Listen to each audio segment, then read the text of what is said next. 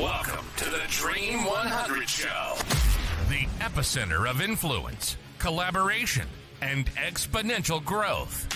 You're about to discover the power of relationships. Dream 100 relationships. And you're one relationship away from a totally different business and life. This is your host, Michael Tesner.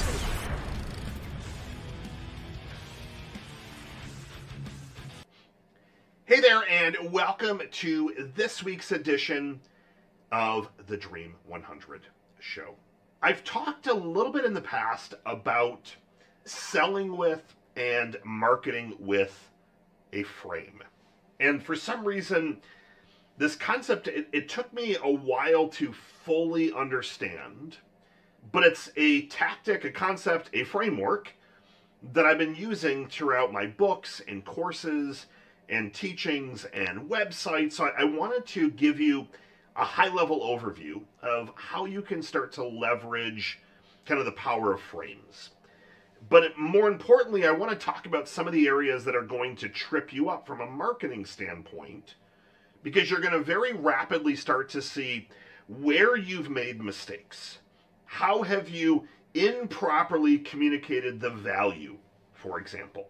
So at a high level, framework is simply a kind of a way that's designed to get you from point A over to point D.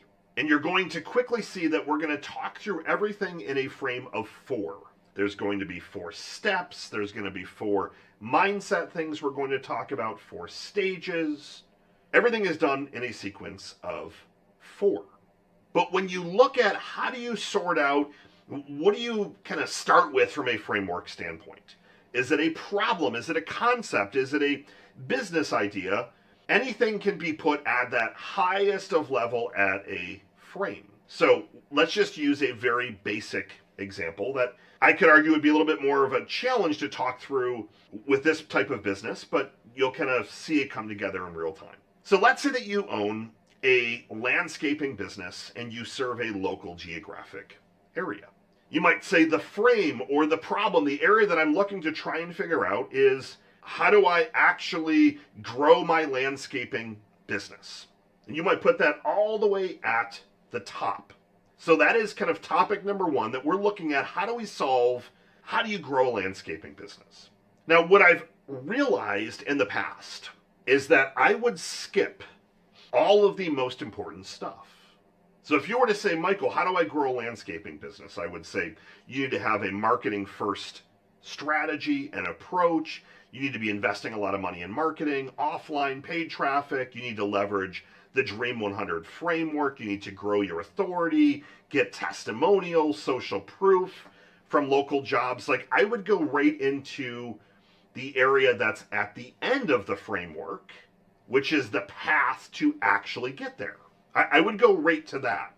And while that's great stuff to teach, I would skip over the stuff that's actually going to compel people to take action, compel people to better understand. So if I was trying to train someone in the landscaping space, this is how to grow your business, rather than going all to the step 1, 2, 3, 4, here's what you've got to do, I need to start with all of the problems. What are all of the problems that you're going to be faced with by having a business that's not growing?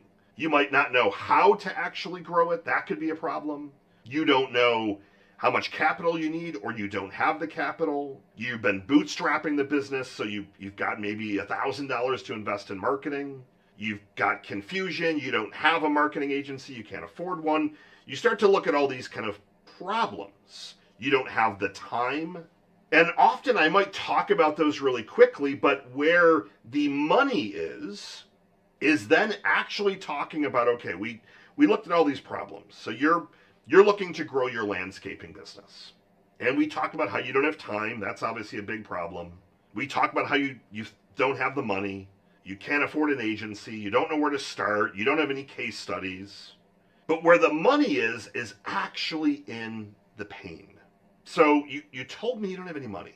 Now, I can only imagine what that is now doing to your psyche. You're worrying every single night, how am I actually going to get this business off the ground? You're fighting with your spouse about you want to spend 15 hours a day to grind and get this thing off the ground. Your spouse is on the other side saying you're not home enough, you're not spending time with the kids. So you're now kind of way out of balance in your life, your work-life balance. Financially, you're just constantly worrying. You don't have the money. You don't know where that money is going to come from. Now you start feeling like an absolute failure.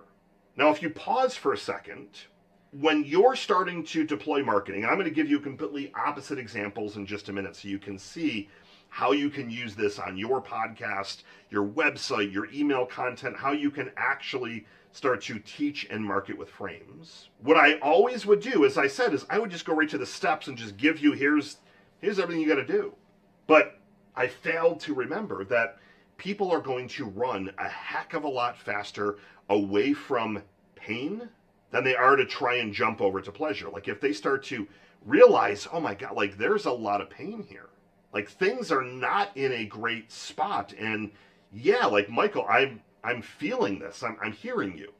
Now, where do you get those kinds of pain points? Where do you learn about them? And this is a step that most people skip completely over.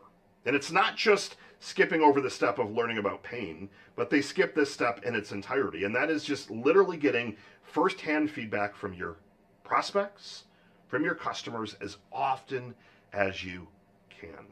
And I don't want feedback on your product or your service. I want to know some of the pain that they had. I want to know the pain that they currently have. One of our avid listeners owns a skincare line. And if I look at the pain points of those customers, yeah, they might want clearer skin, nicer skin, but what if they are recluse and they literally will not leave the house because of their skin? Like, what if that is one of their pain points? And then that gets echoed with a bunch of other people, that they're embarrassed to go out, they've dropped out of school or college, they only will take a work-at-home job, they won't turn on their camera, they've stopped dating, all because of their skin. Now, where you might be out there promoting the benefits of nicer skin and clearer skin and the products are natural and they're going to feel great, what you need to be talking about is sympathizing with their pain points, but calling that out. What ends up happening is they're over here, they're looking at all their problems, they're hearing about all these pain points, and then on the opposite side, you then start to introduce the pleasure. So with the landscaping business, we'll go back to that and I'll jump over to the skincare company again. So over here, you've got the pain of you're not growing, don't know how to grow, you've got no money, you're running out of cash, no time, your spouse is fed up, your kids are mad at you, you've got all that over here. And on the opposite side, you've got the possibility. So you've got problems, the opposite side, you've got possibility. Well, what if you could have more money than you know what to do with? What if you didn't have to actually do your marketing? Another company could do it for you, and the money wouldn't become a problem because it would be returning investment to you very rapidly. What if your spouse and you could take a date night 2 or 3 times a week because you were able to hire and build a team around you that could not only handle your marketing, but also handle everything else? And what you're doing is you're painting that possibility, and you're also getting into the pleasure side. So you've got problems and pain, and then you've got possibility and pleasure on the other side. And this space in between is the gap or the pit. That's where they go in there, and you want to get them to a place where they then say, tell me more. Tell me how. How do I do what you're showing me is possible? On the skincare side, if you're calling out, not just get clearer skin, but finally be able to show your face again, for example, if that is something that your customers are sharing with you or your prospects. But I like to live in the land of pain and problems, and I need to get that from firsthand stories, interviews, not just product testimonials, but I like to get on and do interviews like this and just tell me more. Tell me more about your life. And I don't ask a ton of stuff about a product or a service. I need to better understand them. And that's at the core of the Dream 100, is the more you understand, the more personalized your feedback, your outreach, your commenting on social media, your gifting strategy, the podcast interviews, all that stuff, the more and more personalized it is, the better it's going to work. But when you're getting a little bit deeper into your marketing on your website or your social media, or if you're running a course and you want to put out some content, even putting out content like this on a podcast, if you start to think about things in frames of problems and pain, possibilities and pleasure, you start to move in the right direction. Now, there's two other core components to this. There's the principles, and the principles are great. So you're over here and you're thinking, I've got no money, don't know how I'm going to get out of this. I don't see a good path forward. The only way that they're going to be able to move in your funnel, move throughout the process, is if their way of thinking changes. So what are the 4 different mindset shifts that they're going to have to make to be in a spot to want to do business with you? So number 1, let's focus on the landscaping one. I would say that they need to understand that marketing is an investment, and the only way you're going to grow a business is by investing in marketing. It's not if you build it and they will come. Now, if you say, well, Michael, they said they don't have any money, well, then they're not your prospect. If you can't convert their mindset, if they can't change their mindset and understand, okay, I got it. Like I thought that I didn't have any money, but I understand now that if I don't invest, there's no way this thing's going to grow. And you do that by teaching them through content, through videos, emails, text messages. You're indoctrinating them and moving them across in your funnel. You could think of a frame also as a funnel, moving them along. Well, what are some of the other ways of thinking that? They need to understand that good marketing is going to take time, that maybe you need to have them understand that a startup usually doesn't make money for the first 2 or 3 years. Maybe they need to understand that they might need a side hustle in addition to this, or something stable while they work on their passion project. So you need to look at those mindset shifts. If I jump over to the skincare company, what are some of the mindset shifts? So if they need to be in a buying readiness state to go from, I've got all these problems and this pain, I can see on the other side that the skincare line is going to help me improve my confidence. I'm going to have more money, be able to get a better job, find a better spouse. But what are some of the things that are going to need to change? Maybe that first one is good skincare takes time. It takes an investment in yourself and in high quality products, not the cheap products. So you need to shift their mindset so they continue to move in that funnel. And again, you do that through your copy, videos, emails. And then the final piece of the equation is, what are these stages or steps in the process? So I might say step 1 on growing a landscaping business is to fix your marketing or start marketing. The second one could be not wow delivery service, or like wow service, essentially, of whatever you're providing or offering. Then it could be repeat and referral, and then maybe rinse and repeat or something. But what are those 4 particular steps? And then you're telling them what to do as you go forward in the process. I'm going to want you to take this action, this action, this action. You're teaching them, you're guiding them, taking them through the process, because at the end of the day, people want and need to be told what to do. You're going to fill out this application. The second step, we're going to get back to you within 24 hours. Like whatever those different steps and stages are in your process, you're going to clearly communicate that. So let's recap. You're going to build out a frame for a problem, an opportunity, a business idea. You're going to talk about all the potential problems that they're currently being faced with. And then you're going to cascade those problems across a variety of areas of their life, their business life, their spirituality, their balance, their work-life balance, their mindset. You're going to paint that picture with problems. You're going to then link those up with, well, what's the possibility? Like, what could you actually have? And then what does that look like? What's the pleasure side behind it? You're going to talk about the mindset shifts, the thinking shifts, also known as principles.